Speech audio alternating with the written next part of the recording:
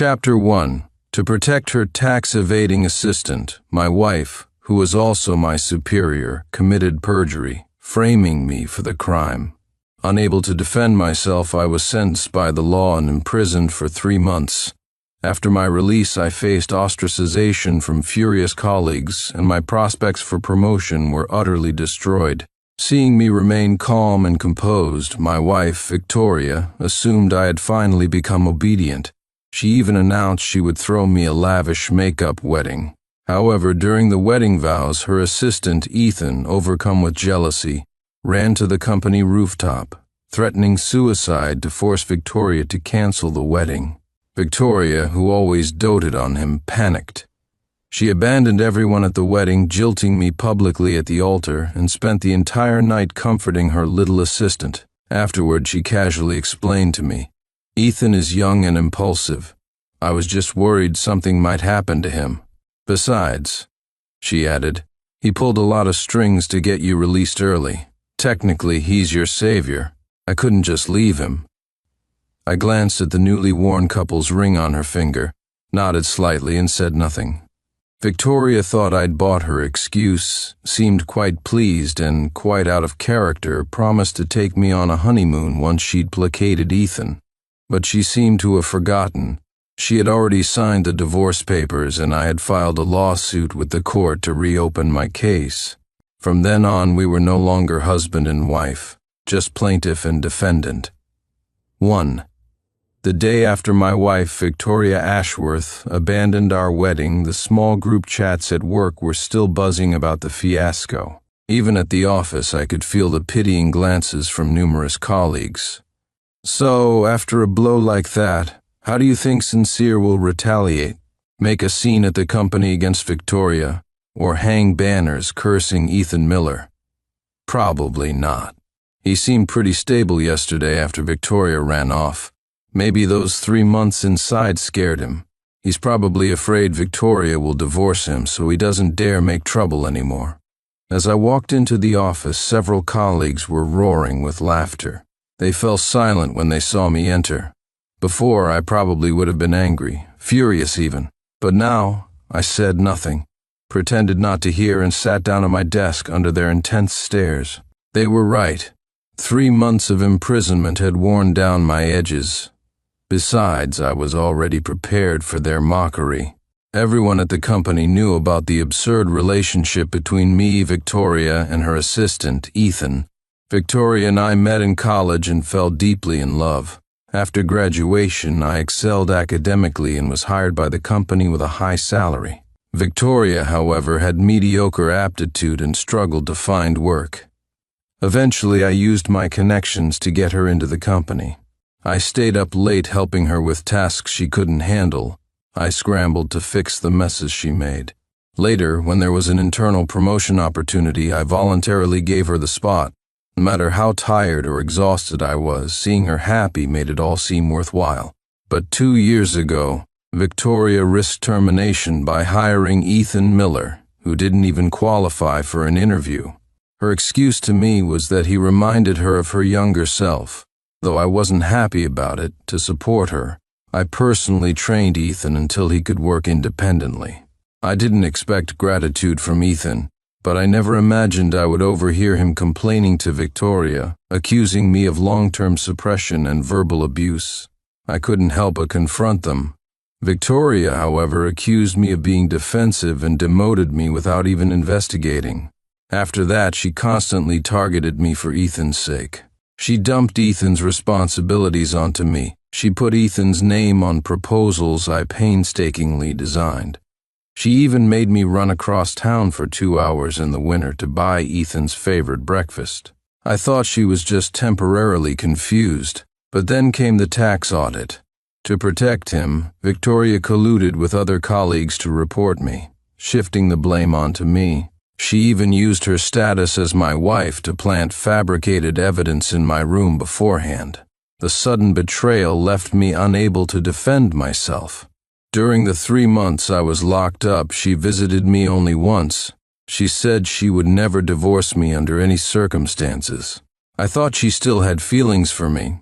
but it turned out she just wanted me to give up hope and not implicate Ethan. Thinking of this, I let out a self-deprecating chuckle. My phone buzzed with a message. I opened it. It was from the lawyer I had contacted earlier. "The file you sent last night contains key evidence, but it's heavily fragmented. The agency says it will take 3 days to restore it fully. However, the other evidence is solid. If you're in a hurry, we can file the lawsuit now." Though the words were simple, my hand tightened around the phone, knuckles turning white. Since my release, I had stayed by Victoria's side, seemingly letting bygones be bygones. She thought I didn't dare divorce her, that I had learned my place. But she didn't know that every single day and night I had been searching for evidence to prove my innocence. Now, finally, I took a deep breath, my voice firm. "No rush. Set the filing date for 3 days from now.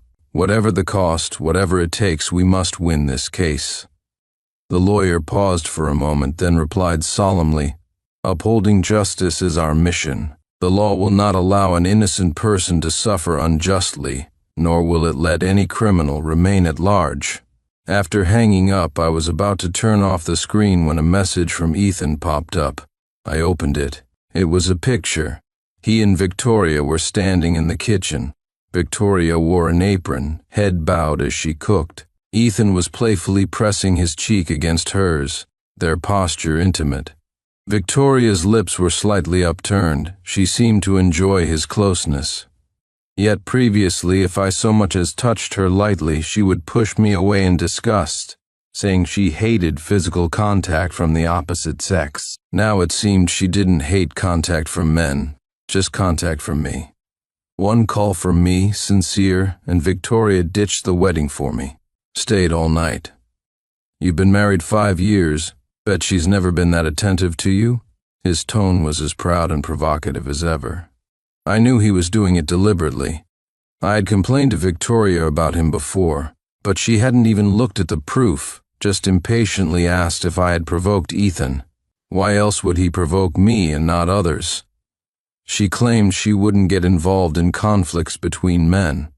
But when I, angered, retaliated against Ethan, what followed was Victoria's scolding. She accused me of making a big deal out of nothing, resented my pettiness, saying I was too easily provoked. I scoffed. I initially planned to ignore him, but when I didn't reply, Ethan sent several more photos in quick succession. I saved each one and forwarded them to my lawyer as supplementary evidence. Then I blocked and deleted him. Less than 2 minutes later, Victoria's call came through.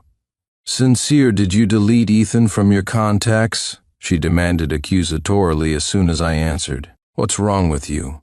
Don't you know how childish that is? Don't forget you and Ethan still have work interactions. If you delete him, are you just going to ignore your work from now on?" I remained silent. Whatever I said would be wrong. Whatever I did would be wrong. Victoria took my silence as guilt, her tone hardening. "Apologize to Ethan and add him back. Then I can let this go. Victoria, Sincere is your husband after all. Apologizing to me isn't appropriate. I've already forgiven him. Let's just drop it." Ethan's voice, sounding aggrieved, cut in before I could speak. He sounded like he was defending me, but I knew he was just trying to provoke.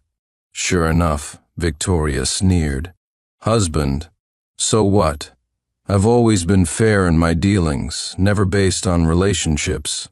I especially despise people who abuse their status as a husband to misbehave. Sincere, I'll ask you one more time, do you admit you were wrong?" I laughed. Yes, I know I was wrong. Wrong for not seeing through her sooner. Wrong for not handing her back to Ethan earlier. But before I could articulate that, Victoria gave a satisfied humph. "As long as you know you were wrong. Considering you just got out of prison and might still be dazed, Ethan and I won't hold it against you. Ethan helped a lot with your release this time. By all accounts, you owe him an apology gift." "Don't be so formal, Victoria. It was the least I could do," Ethan demurred. "You're just too kind, but I insist on this. Don't refuse." The two went back and forth, giving me no room to interject before Victoria hung up. I quickly understood what Victoria's insistence meant. She had arbitrarily charged $30,000 from my account and transferred it to Ethan Miller. 2. When Victoria agreed to marry me, I gave her my bank card pins as a sign of good faith. I tacitly allowed her to use my card, thinking we were family, and besides, as the man, I should contribute more to the household. Initially, she only bought our daily necessities. Later, seeing I didn't mind, she started buying herself designer clothes, luxury bags, and cosmetics costing hundreds of dollars. My salary was $6,000 a month, but by the middle of each month, my account would be down to mere cents, not even enough for a meal. I couldn't help but mention it gently a couple of times. Victoria threw a fit, accusing me of begrudging her spending, and declared she wouldn't rely on me anymore, wanting to be an independent woman. After that, she did stop the excessive splurging, but I noticed a fixed expense of about $3,000 every month. It wasn't long ago I discovered that this was the budget for gifts for Ethan.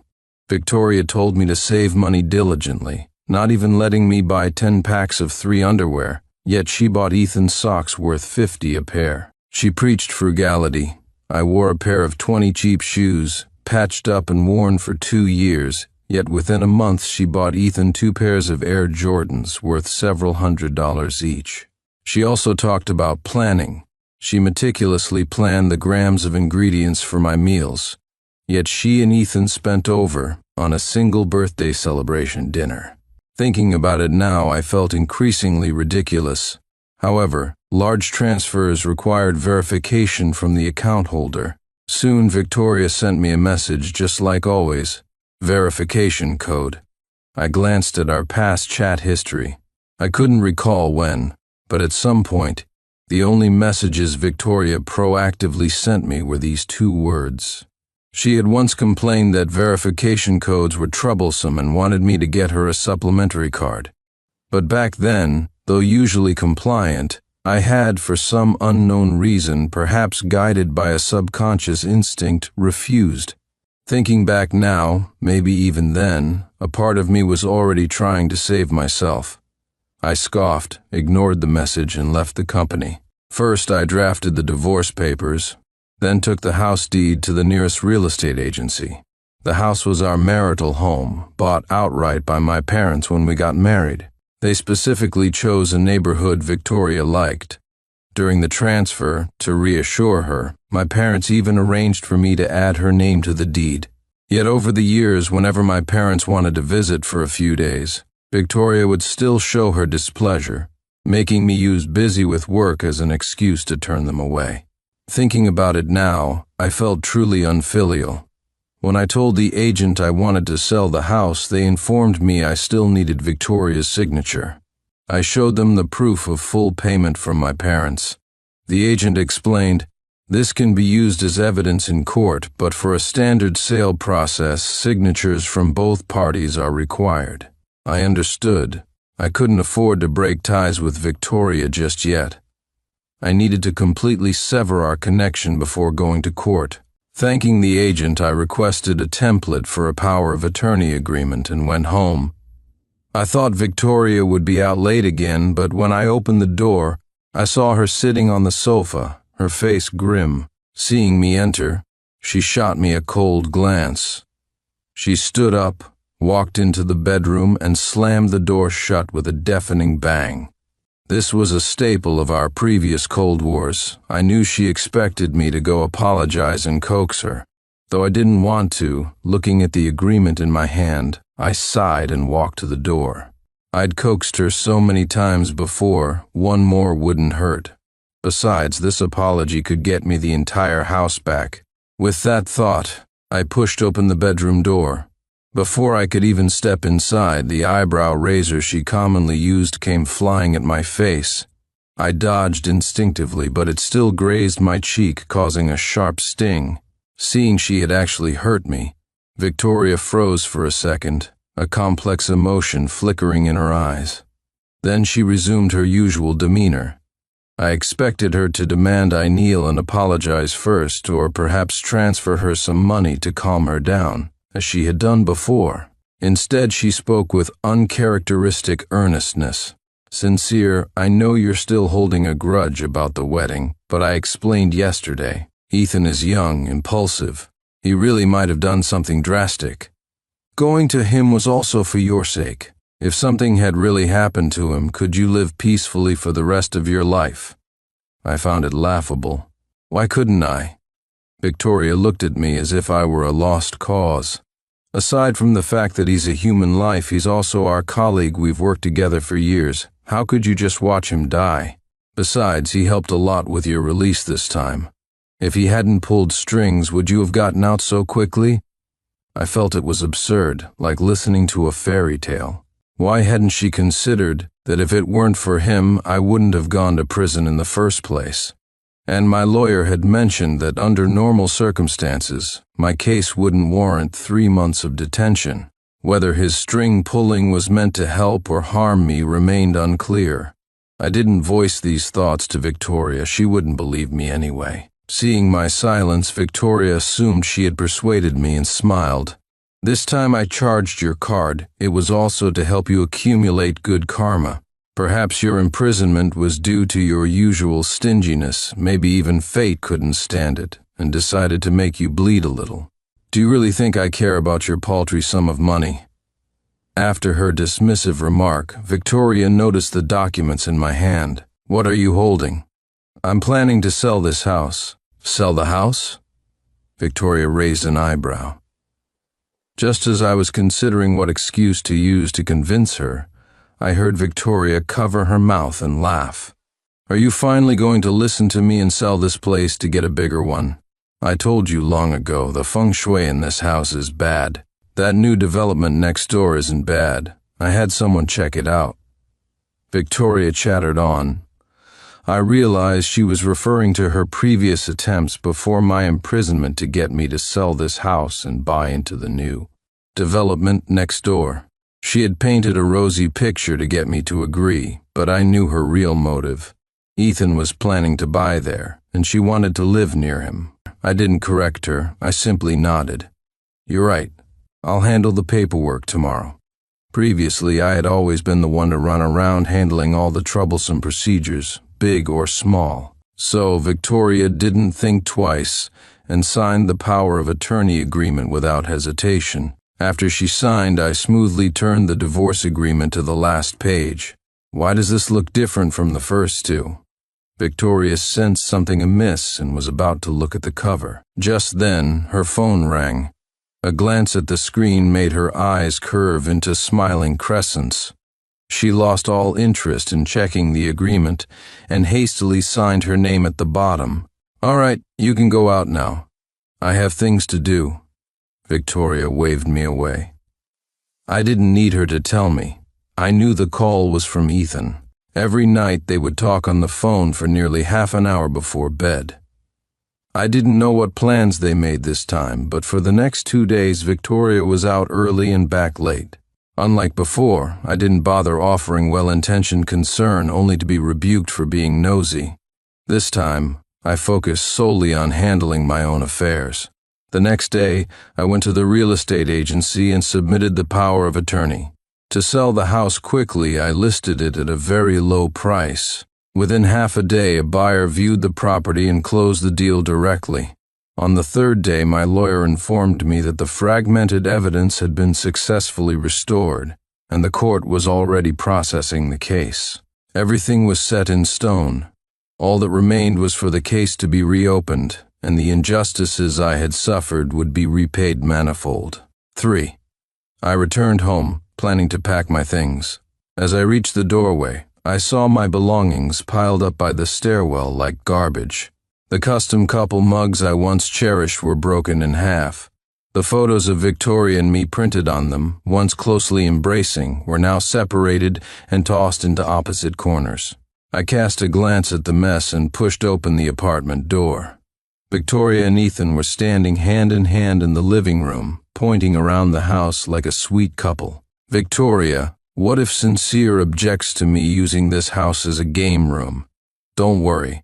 Half of this house is mine. My approval is enough. As I walked in, I saw the gentle look in Victoria's eyes as she gazed at Ethan. Sincere, what are you doing here? Ethan spotted me first, raising an eyebrow. He deliberately tightened his arm around Victoria's waist. Isn't it work time? Why are you here? I didn't speak, just looked at Victoria, who appeared slightly flustered beside him. She instinctively tried to push Ethan's hand away, but then seemed to realize it was too late. Resigning herself, she looked at me coldly. Sincere, who gave you permission to leave early? Absolutely no discipline. I order you back to the office right now.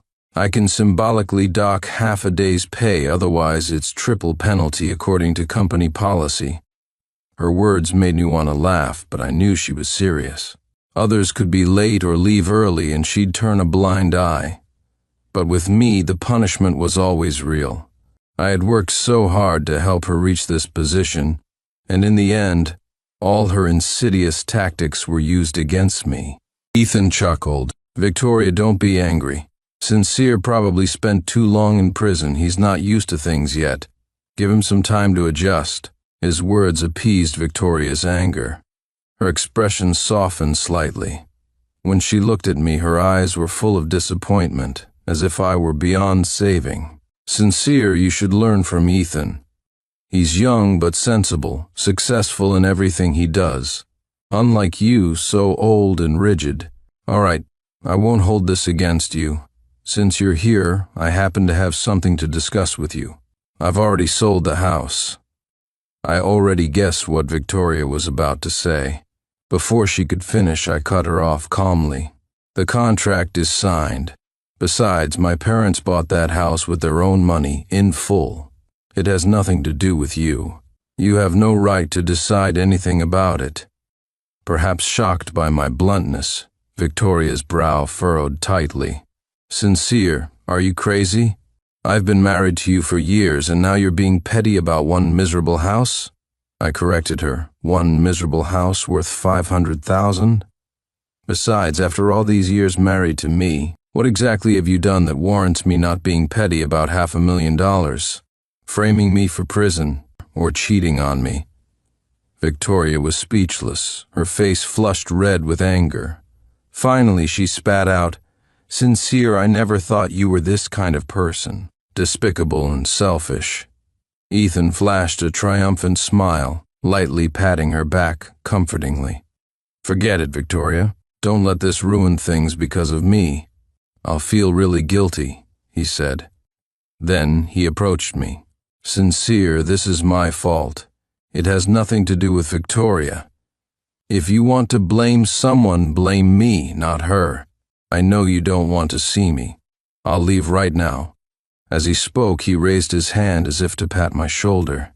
I was about to dodge when a cunning glint flashed in Ethan's eyes. He grabbed my hand, forcefully pushed it against his own chest, and then stumbled backward, letting out a muffled groan. Before I could react, Victoria slapped me hard across the face. Sincere, are you insane? Ethan was kindly trying to reason with you. Why did you hit him? She helped Ethan up, her eyes fixed deadly on me. My face stung sharply, and rage flared within me. I stepped forward quickly, about to retaliate, but then I saw the smugness in Ethan's eyes and regained my senses. Even though I didn't know what new scheme they were hatching, I knew this was more than just jealous rivalry. Acting rashly would only put me at a disadvantage. I didn't need to get into trouble because of this scum. I forced myself to swallow my anger. Victoria, however, wouldn't let it go.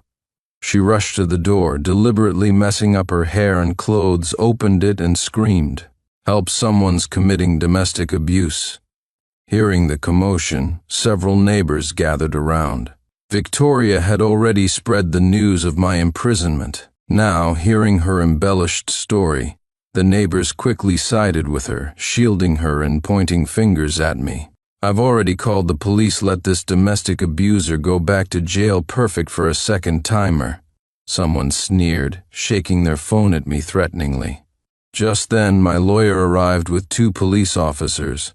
That was fast. The neighbors assumed the police were responding to the recent abuse call and clamored to speak up for Victoria. Victoria was also surprised but didn't overthink it and stepped forward. "Are you Victoria Ashworth?" one of the officers asked coldly before Victoria could speak. "We're here regarding the tax evasion case. Someone has submitted stronger evidence proving that the real tax evader is your subordinate, Ethan Miller, and you, as his superior, knowingly broke the law and committed perjury. The evidence is currently conclusive. Please come with us to the station to cooperate with the investigation." Chapter 2. The police officer's words stunned everyone into silence. Ethan's eyes darted around guiltily. Victoria was also flustered but managed to force a smile. "Officer, the evidence in that case was conclusive back then.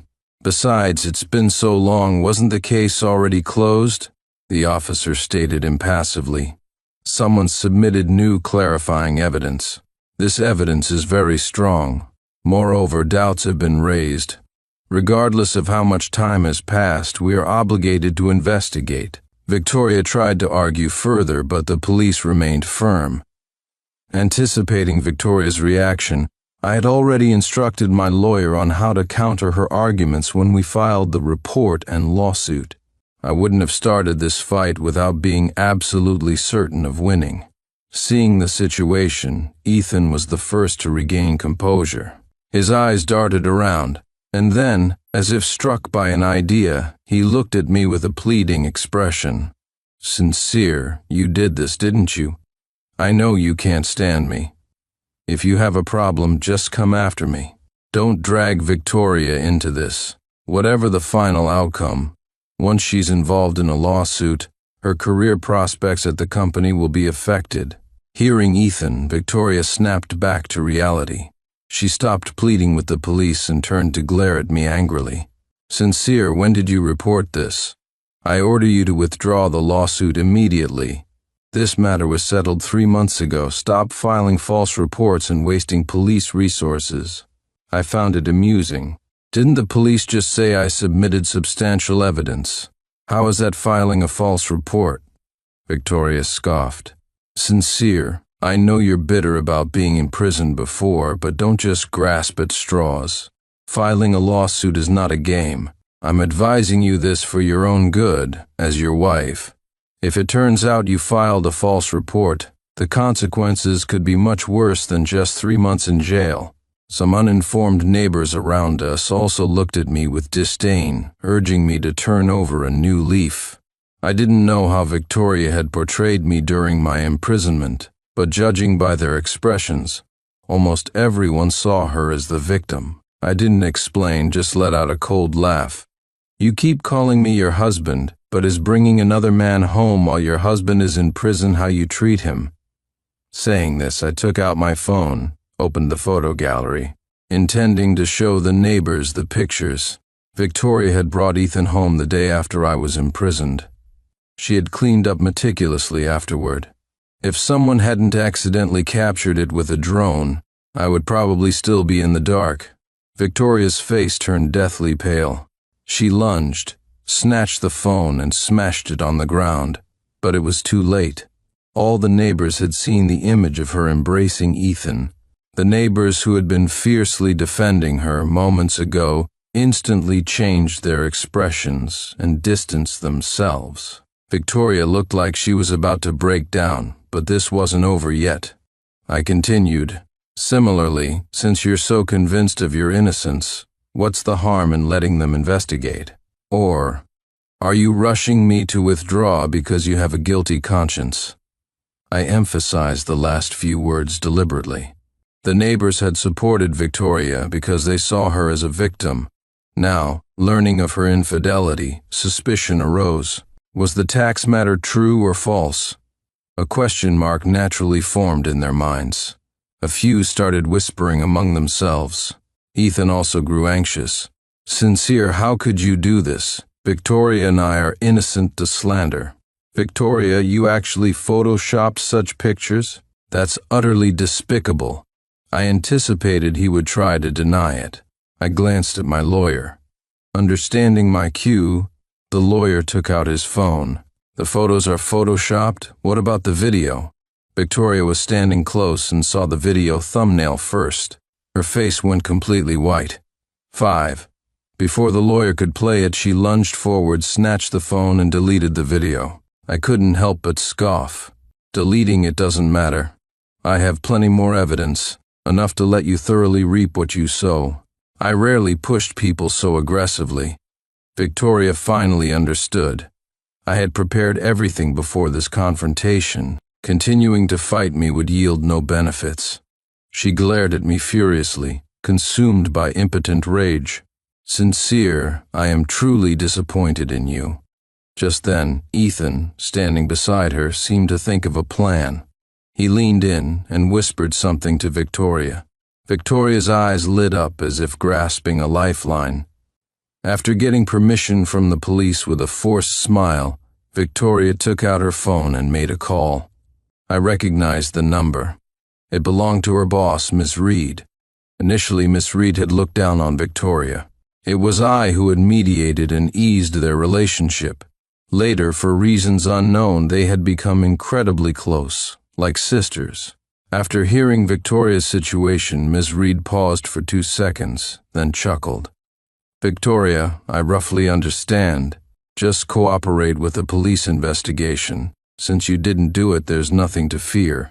But no, I can't. I didn't do it, but this is happening right during my promotion period. If word gets out, it will reflect very badly on me. Victoria glanced around, lowering her voice. Didn't you have connections before? Please help. Try to keep this from blowing up. Besides, don't you remember this incident? Before Victoria could finish, the person on the other end seemed to know what she was about to say and cut her off sharply.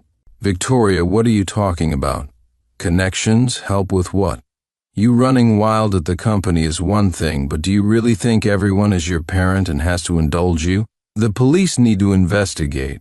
Just cooperate obediently. Calling me is useless. All right, that's the end of this call. I'm still busy. Goodbye. With that, the other party hung up directly. Her tone was completely different from how she usually spoke to Victoria. Those unaware might praise her righteousness, but I clearly sensed the haste in her words, obviously hiding something. Victoria stood frozen, as if struck by a bolt from the blue. Even after the call ended, she remained and seemed utterly lost. Before I could dwell on it, she suddenly thought of something and turned to me hastily. Her tone, moments ago filled with disappointment, instantly softened.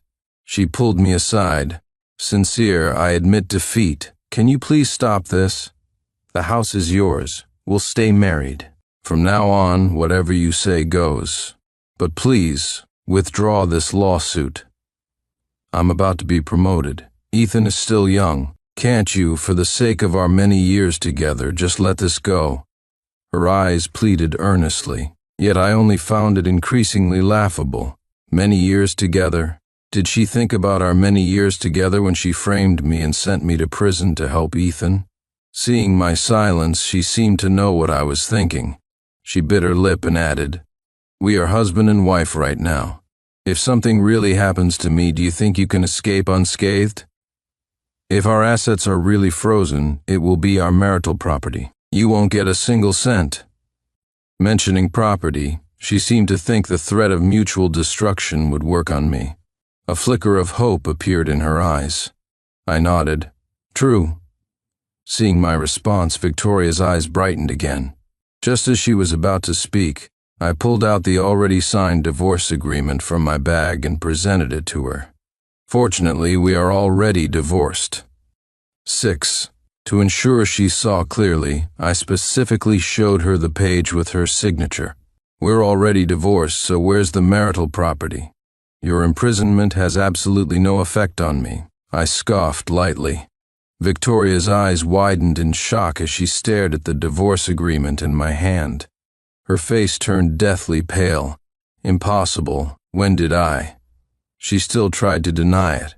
I reminded her, the day we sold the house. The third document. Victoria seemed to remember. All color drained from her face, leaving it terrifyingly pale. You, she pointed at me, her thin lips trembling. You tricked me? Sincere, I trusted you so much. How could you dare to trick me? I scoffed. Trick you how? Didn't you sign the papers willingly? Didn't I hand you the complete document to look at? Weren't you the one rushing to talk to Ethan on the phone, signing hastily, and leaving all the details for me to handle? If, at that moment, she had shown even a shred of concern for me, had bothered to glance at what I gave her, things wouldn't have reached this point. I was merely saving myself. But the person who pushed her into the abyss was she herself. With things spiraling out of control, Ethan lost his composure for provocation. He hastily addressed me. Sincere, you and Victoria have been together for so many years. How can you divorce over such a small matter? I know you're angry because of me. I'll disappear from your lives from now on, okay? You and Victoria are so perfect together, practically made for each other. If you really divorce because of me, I'll feel incredibly guilty. His tone was sincere. However, this time I could tell that his words about not wanting us to divorce were genuine. Not because he truly thought we were compatible, but simply because he was afraid that without any constraints on me, he would actually end up in prison. I gave a faint smile. Speaking of compatibility, you two are certainly more suited for each other. You've already shared the good times. Hopefully you can endure the hard times together too. I wish you both well. With that, I simply looked towards the police officers and said, "Thank you for your trouble." The officers nodded and moved forward to ask Victoria to cooperate.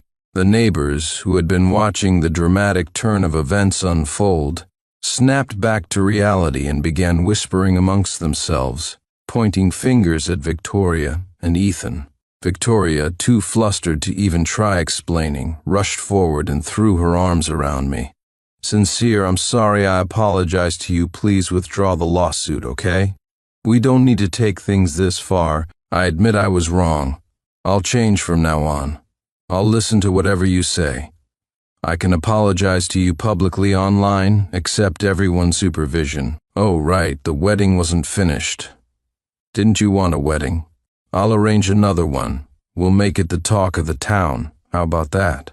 Her closeness, which I once yearned for, now only brought back images of her with Ethan, churning my stomach with nausea. I pried her fingers off me one by one, forcefully pushing her away. Since you did it, what are you afraid of now? Life in prison isn't as terrible as you might imagine.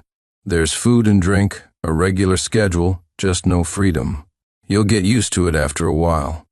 Besides, the evidence is conclusive. No one can help you. I repeated the words she had told me on the day I was imprisoned 3 months ago verbatim. However, it's a bit different for you. You'll need to behave yourself in there. Otherwise, what awaits you? Well, I wouldn't know. I pulled up my sleeve, revealing large scars and cigarette burns hidden beneath.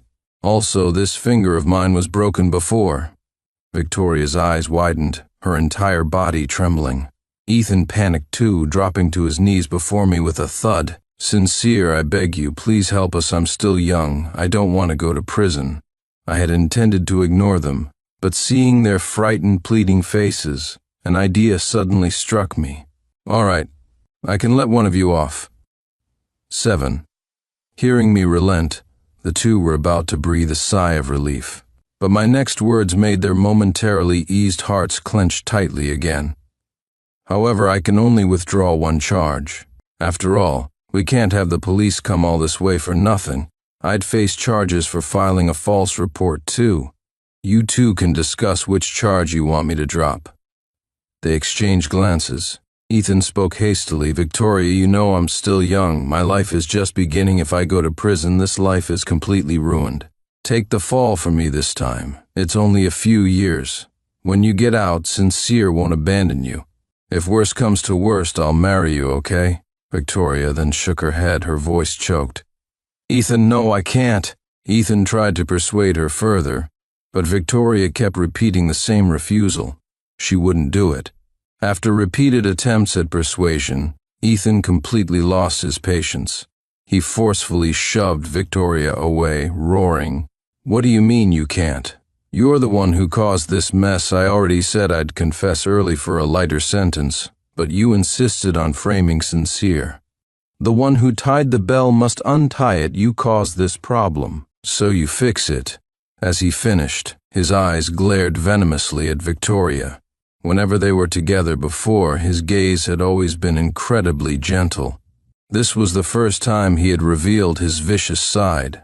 Victoria stared wide-eyed, as if seeing him for the first time. "Ethan, have you forgotten? I did that to help you." "Help me?" Before Victoria could finish, Ethan let out a cold laugh, his voice icy. "Then help me all the way, see it through to the end. Besides, who ever heard of helping someone halfway? If it weren't for your meddling, maybe my punishment would have just been a fine. It's because you interfered that things ended up like this. Do you realize what kind of punishment we face now that this has been exposed?" Ethan glanced at me. Clearly, he wasn't stupid. He knew that my aggressive comeback meant I had no intention of giving them any breathing room. Victoria stood frozen, seemingly unable to believe Ethan would treat her this way. "Ethan Miller, do you have a conscience?" "All this time I've been helping you," Victoria said, incredulous. Ethan, however, adopted a self-righteous stance, sneering dismissively. "Helping me by betraying Sincere. I told you long ago I didn't want that kind of help. Sincere is innocent too. From beginning to end, neither Sincere nor I did anything wrong. We are both victims. You're the one who's been manipulating things all along. Without you, perhaps Sincere and I could have been good friends." He then turned to me, his tone pleading. "Sincere, she's the one who kept bad-mouthing you. She's also the one who kept flirting with me. We're both men. You should understand." Ethan spoke earnestly, simultaneously accusing Victoria while attempting to forge a connection with me. I knew exactly what he was doing. He didn't need me to feel close to him. He just needed me to realize how bad Victoria was to achieve his goal. Victoria, being pointedly accused and enduring the judgmental stares of the surrounding neighbors, had tears welling up in her eyes. I knew how much pain she was in right now. Betrayal by someone you trust leaves no one unscathed. After a moment, seemingly unable to bear it any longer, Victoria completely broke down. "Ethan Miller, do you really think I don't have evidence that could destroy you?" With that, she strode purposefully towards the police officers, took a deep breath, and solemnly enunciated each word. "I want to report Ethan Miller for private misappropriation of company assets and suspected fraud." Her action was sudden. Ethan, who had been frantically jumping around just moments before, froze as if struck by lightning. It took him a long moment to react, his eyes turning red with fury. "Victoria Ashworth, are you fucking crazy?" Ethan lunged forward to attack her but was quickly subdued and pinned to the ground by the police. This turn of events was so abrupt that even I was surprised. Ethan and Victoria were now suing each other. I recalled that the company had indeed experienced a theft of assets sometime before, but the surveillance system was under maintenance at the time, and without concrete evidence, they couldn't identify the suspect. Now, with Victoria providing crucial evidence and connecting it to the previous incident, the investigation quickly zeroed in on Ethan. Evidence was collected, and in less than 3 days, the charges were confirmed. I was somewhat taken aback when I heard the news. Not long after Ethan joined the company, I had sensed his ill intentions and specifically warned Victoria to be wary of him. Later, she did many things for Ethan, even framing me and sending me to prison to protect him. I had lost all hope in her, yet I never expected that she had actually listened to even one of my warnings. And it was that single warning that ultimately saved her. My lawsuit followed swiftly. In the end, Ethan's crimes were deemed severe, involving a large sum of money and multiple offenses. He was sentenced to 15 years in prison. He was still young. 15 years wasn't insurmountable. But times change rapidly. When he gets out, he will still face immense challenges. Victoria's charges were less severe. Coupled with her sincere repentance and credit for reporting Ethan, she was sentenced to 1 year of imprisonment. The case was tried publicly online, clearing my name of the charges that had been wrongfully imposed on me. At the company, people looked at me with complex expressions, a mix of sympathy and scrutiny. Do you think Sincere regrets making such a big fuss? Even though he got revenge, he still lost those 3 years in prison. What's the point now? Yeah, now his wife is gone, his home is broken, he's all alone. It's quite pitiful when you think about it. If he had just persisted, endured a little longer, maybe Victoria would have come back to him. I think he just got too jealous and turned dark. That kind of person is quite dangerous. But I bet he's kicking himself now, full of regret. As I went to the company to submit my resignation, I overheard some people discussing this in low voices as I passed the break room. My steps faltered for a moment. I walked over and calmly replied to the person who had spoken last, "No regrets. If you don't believe me, the next time something like this happens to you, feel free to be a coward. No matter what, I believe the law protects the innocent and the just, and it will not spare any criminal who acts recklessly."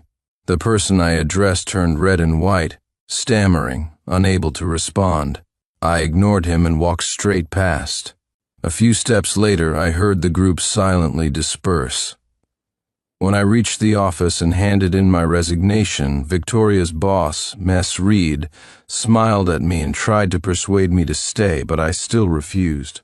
Considering all that Victoria had done, all the punishment she had inflicted on me, I couldn't believe Miss Reed was unaware. She chose to turn a blind eye. I didn't know her motives, but I knew they weren't pure. 9. Even though my name was cleared, the fact that I had been incarcerated was still part of my record. For the following period, finding work was difficult. Despite my best efforts to prove my innocence, potential employers remained wary. I thought the job search would take a long time. Unexpectedly, a week later, I received a call from my childhood friend, Clara Hayes. Clara told me she had just returned to the country, started her own company, and hoped I could come help her. I hesitated for a long time, then told her about my imprisonment. Clara paused for a moment. "So, should I add compensation for emotional distress to your salary? After such a huge ordeal, you deserve some proper comforting." I was speechless. Later, I learned that Clara had specifically sought me out after hearing about my situation. I was deeply moved. It wasn't that I didn't understand her feelings, but I still chose a bright, sunny day to tell her everything about my previous divorce and the ugly fallout with Victoria. Clara held her coffee cup, took a sip. I saw a flicker of disappointment gradually appear in her eyes, and my suspended heart slowly sank. After a few more minutes, Clara silently paid for the coffee. We parted on uncomfortable terms. Even though I had prepared myself for this, I still felt uneasy. Clara didn't come to the company for 3 consecutive days. Sensing she was avoiding me, I considered whether I should proactively offer to leave. Just as I had made up my mind late one night and was about to draft my resignation, Clara suddenly called me and asked me to come downstairs. I took a deep breath, bracing myself for a peaceful separation. However, as soon as I got downstairs, before I could even speak, Clara thrust a card and a stack of 7 or 8 colorful certificates into my hands. "I've transferred all my liquid assets onto this card, using an account set up with your ID. Also, these are all my real estate properties. I've already transferred them to your name. Don't worry, if I ever do anything to wrong you, I'm prepared to leave with nothing. If I propose to you right now, will you say yes?" Clara looked at me, her eyes full of apprehension. I felt struck by lightning, the reality of the moment seeming surreal. "You spent the last few days doing all this?" "Yeah," Clara nodded. "It was supposed to take 2 days, but some procedures were complicated. I paid extra to expedite them, but it still took longer." I was rendered speechless. I couldn't help but think about my earlier suspicions of her. I thought I had completely cut ties with Victoria, but I hadn't realized that the insecurity she left me with had subtly seeped into my soul. I declined Clara's proposal then and there, and over the next 3 days I helped her transfer all the assets back into her name. Another year passed. At the company's new product launch event in front of everyone, I openly proposed to Clara. Clara froze for a moment, her eyes brimming with tears. 6 months later, we held a grand wedding. On the wedding day, guests filled the venue. I received a text message from Victoria, wishing me a happy marriage. By now, I had almost completely put her out of my mind. Receiving the message, I stared at the once familiar number, taking nearly a minute to recall its owner was Victoria Ashworth. "Groom, it's almost time. What are you standing around for? Go get your bride." The master of ceremonies' voice pulled me back to reality. I looked up. The sky was as blue as ever. It was a beautiful day, a gentle breeze stirring the clouds overhead. I smiled and, almost without thinking, deleted her message and blocked her number. Then I lifted my head and strode confidently out the door. Time marches on. I walked forward, boldly stepping into my future. End.